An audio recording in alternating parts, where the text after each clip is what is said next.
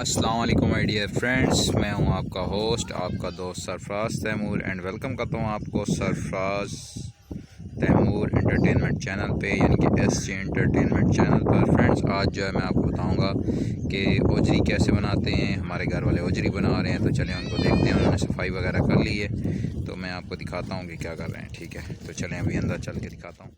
ये कटिंग हो रही है, ठीक है। ये ओजरी है, मैं इसकी तस्वीर थंबनेल में शो करा दूंगा।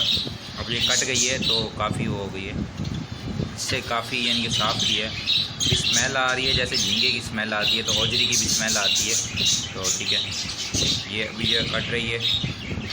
कटिंग करके उसके बाद जो है इसको नमक लगाएंगे, नमक लगा के रख देंगे, फिर इसको मसाले में बनाएंगे। तो फिर वीडियो शेयर करता हूँ आपके साथ, ठीक है। तो अभी मैं लेके आता हूँ इसके लिए अदरक वगैरह, अदरक पेस्ट, लहसुन, क्योंकि इसकी बदबू नहीं होनी चाहिए, तभी ये अच्छे से पकेगी। ठीक है, जब पक जाएगी इंशाल्लाह फिर भी आपके साथ शेयर करूँगा। अब और ये इसकी और बिल्कुल सफाई, ठीक है। ये देखें, ठीक है। पहले वो काटा है, नमक वगैरह लगा हुआ था, और अब इसको बिल्कुल वॉश कर लेंगे। ठीक है, वॉश करके इस तरह से आएगी ये, ठीक है। ये ओजरी पकड़ी है। ओजरी के नीचे जो है यानी कि लकड़ियाँ तो नहीं है हमारे पास, कुछ पौधे काटे थे तो वो हैं, क्योंकि हम गैस यूज़ कर रहे हैं। तो ओजरी पे ज़्यादा टाइम लगता है, ज़्यादा लकड़ी लगती है, तो इसलिए जो छोटे छोटे पौधे और कागज़ से यानी जो फालतू कचरा था वो जला रहे हैं।